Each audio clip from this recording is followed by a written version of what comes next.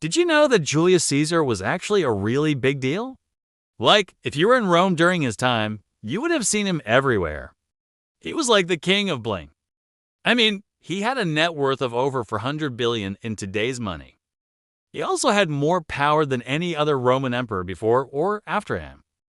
But despite all that, he was born into poverty. His dad was a minor official in the Roman Senate, and his family was so poor that they had to move in with Caesar's aunt. And his childhood was pretty rough.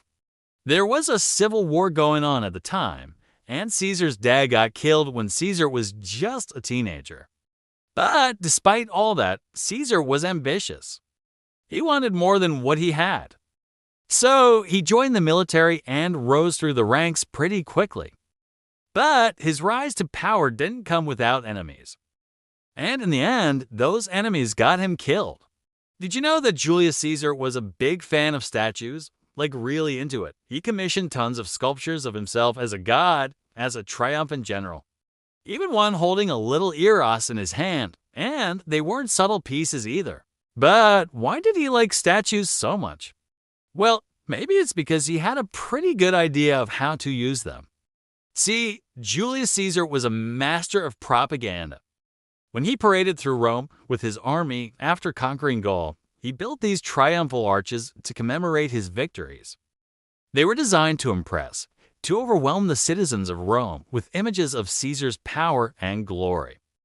Statues of him as a young boy being suckled by a she-wolf, like the legendary Romulus and Remus. Or this one, where he's sacrificing an ox to Zeus. These statues were meant to tell a story, to paint a picture of Caesar as a man of destiny, chosen by the gods themselves to lead Rome to greatness. And let's be honest, it worked. People loved it. I mean, they named an entire month after him, July. But not everyone was a fan. Like this guy, the poet Catullus, who thought that Caesar was a little too keen on those statues. In one of his poems, he says, "You would think that all the bronze in all of Italy was melted down for the single purpose of erecting statues of the great man, both in Rome and in every town and village." Ouch, that's some serious shade. Caesar was born on July, yes, the month named after him, in 100 BCE in Rome. His father was a member of the patrician class, meaning he was technically eligible to be a senator. But the family wasn't exactly rich or powerful. To move up in Roman society, you needed money and connections. And the Caesarians lacked both. So young Julius had his work cut out for him if he wanted to make a name for himself. He started off by getting himself elected to the influential position of tribune of the plebs, which basically meant he was like the voice of the common people. He used this platform to push for reforms that benefited the lower classes, things like giving them more say in government and protecting them from exploitation by the wealthy. But he also made some enemies along the way, particularly among the conservative members of the Senate. They saw his reforms as a threat to the traditional order of things, and they wouldn't hesitate to use their power to crush him.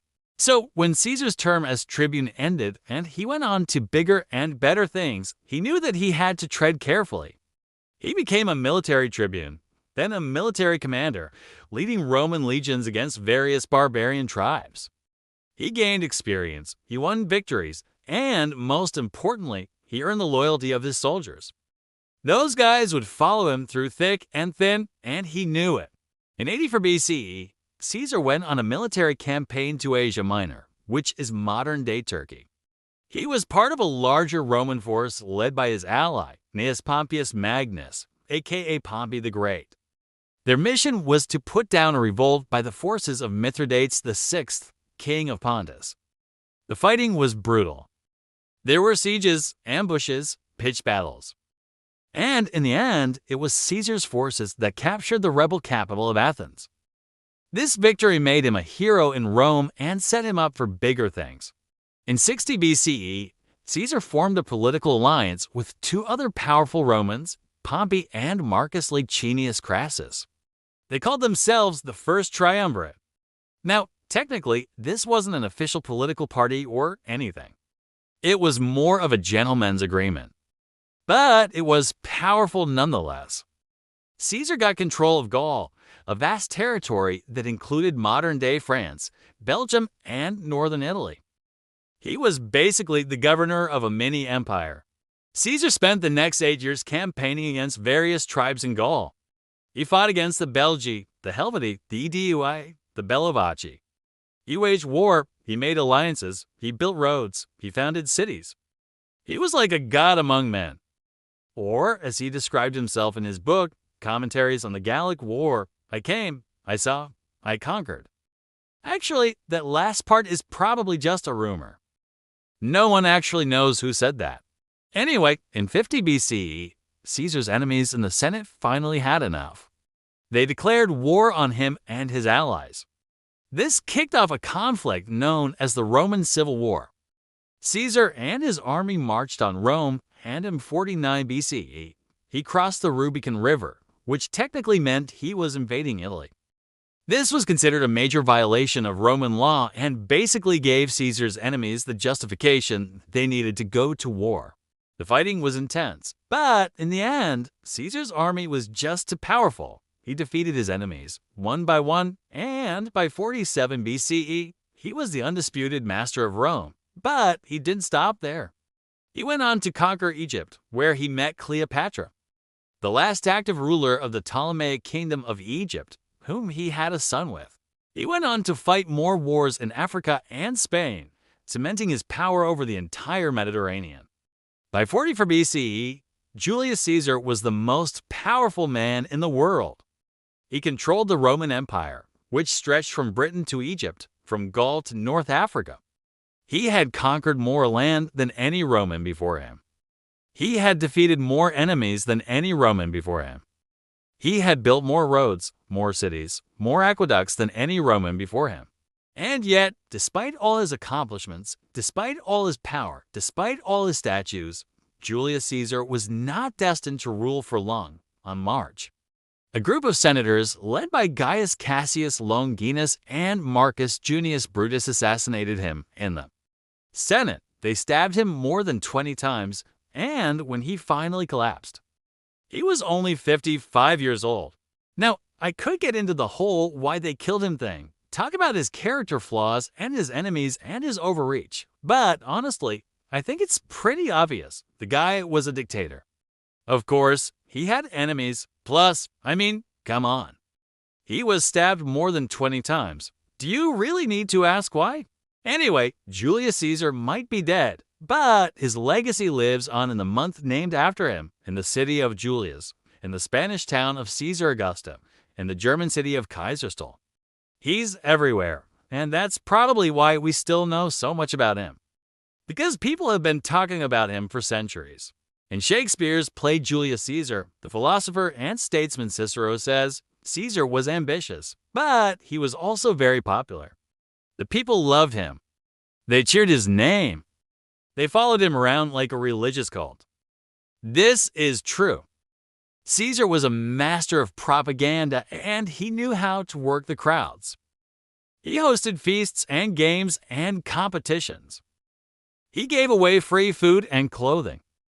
He built parks and libraries and public baths.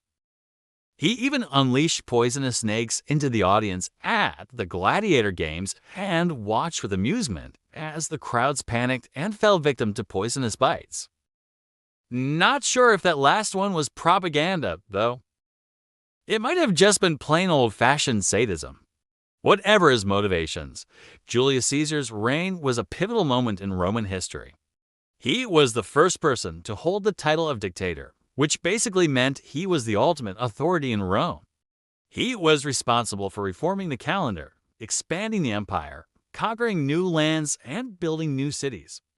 He was also responsible for the assassination of Gaius Marius, a Roman general and statesman who was a rival of Caesar's.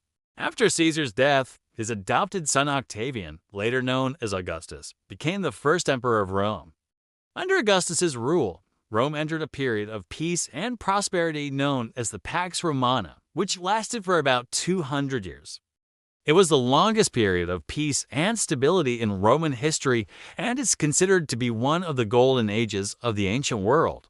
Augustus was followed by a series of emperors, some good, some bad, some worse. Rome would eventually fall, but its legacy would live on: Latin, Greek, and Roman law, Roman roads, Roman architecture, Roman engineering, Roman art, Roman literature. All of it would influence Western civilization for centuries to come. As for Julius Caesar, well, he's just a footnote in history, right? Wrong. Turns out he didn't just write one book, Commentaries on the Gallic War. He wrote another one, Commentaries on the Civil War. And together they make up the basis for what we know about Caesar's life.